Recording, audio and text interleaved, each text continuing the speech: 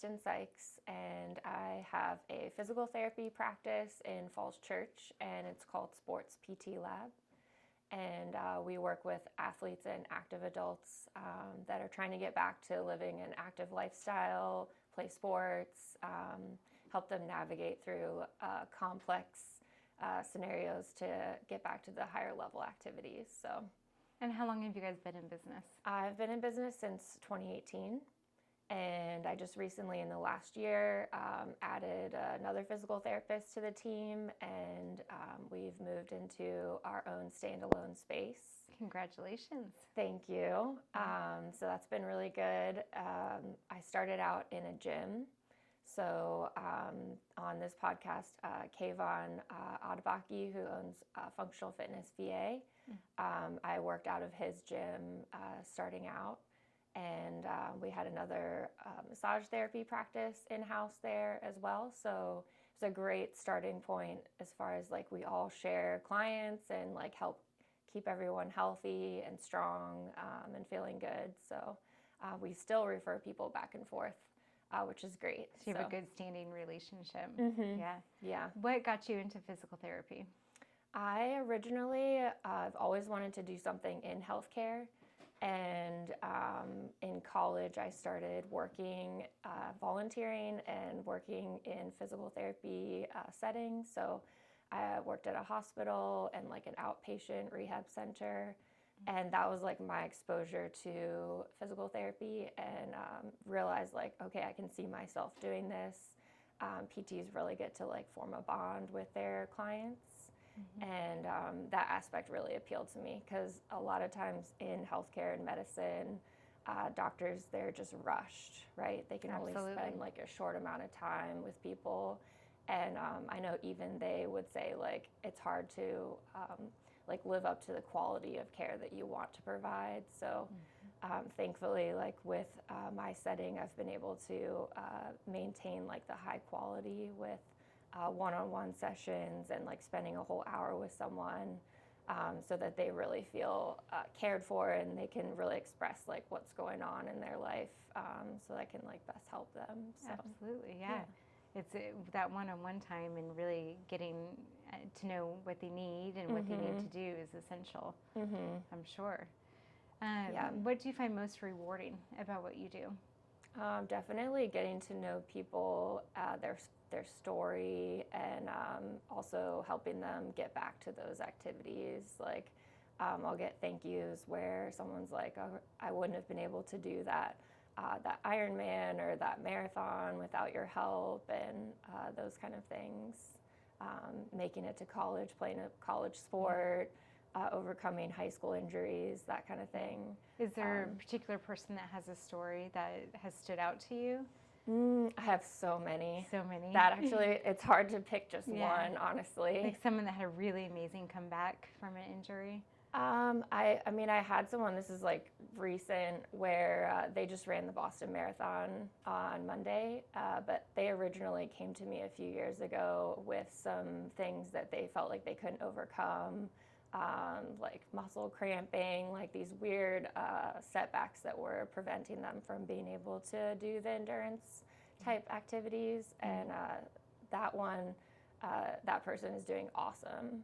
So that's like super rewarding. I was going to say, how did that feel to see them? It feels run good. That? Yeah. I mean, it's not just me that helps them too. Like usually there's a team of individuals involved, but being able to be like a piece of the puzzle is really rewarding. An essential piece of the puzzle.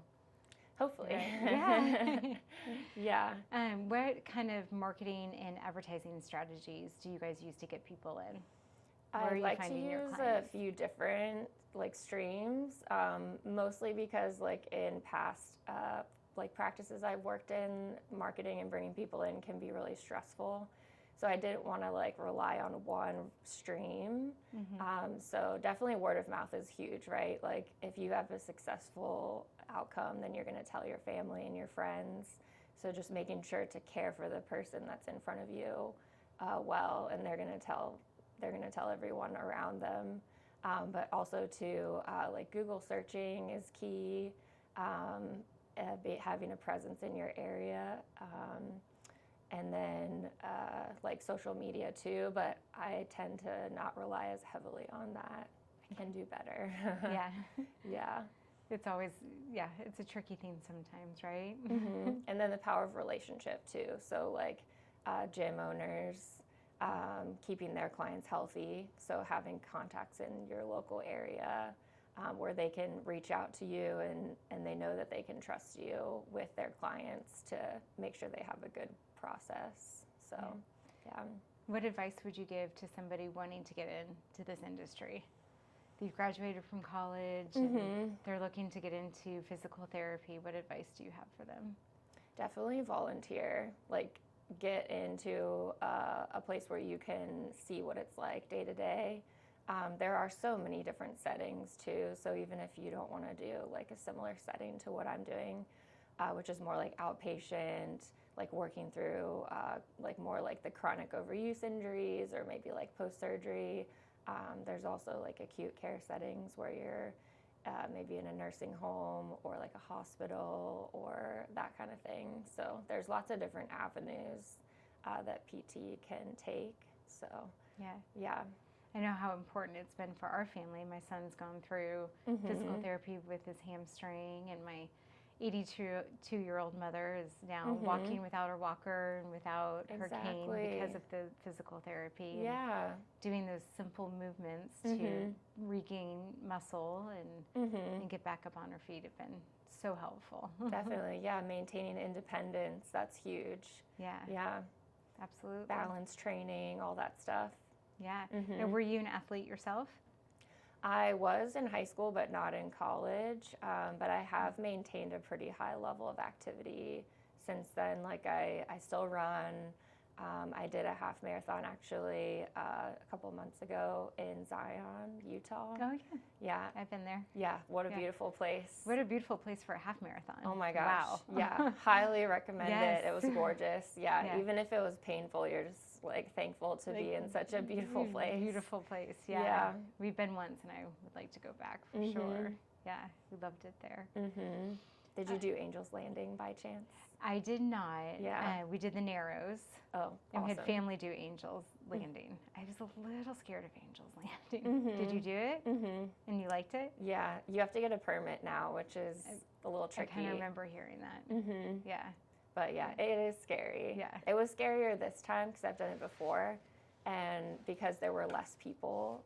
So like the last time it was so crowded before the permits, you're more focused on like navigating the chains because it's single track. Right. And not, some of my bumping into family someone. members went, and my brother took his daughter, and he was like 3 points of contact each time. Yeah. I know if I had kids up on there, I think I would be very nervous. But for yourself, as long as you're holding on, but it's a spectacular experience. It is. Absolutely. Yeah. Really stunning. Yeah. Yeah. So you mentioned that you just recently brought somebody on to your business and that you guys have a new space. Where do you see the future of your business going? Yeah, like right now it's mostly like optimizing, like getting both of us so we're, at full capacity and hopefully expanding, maybe adding another therapist. That would be a goal. At the moment, I would like to just keep the one location. So for now, just making the best out of the current space. Yeah. What challenges do you have in your business and how do you overcome them? I think, at different times as you grow, you need input from other professionals, right? So legal help or bookkeeping or having a good accountant. Those are key relationships to have. And I'm thankful to have resources in those areas, but definitely as far as business owners, a stress point, those can be some really scary places. So absolutely. Yeah, having those contacts when you need to ask a pretty serious question. Financial question or a lawyer question, having those people on hand. Yeah, exactly. And someone you trust too versus just anybody. Yeah. Yeah. What is going well in the business now?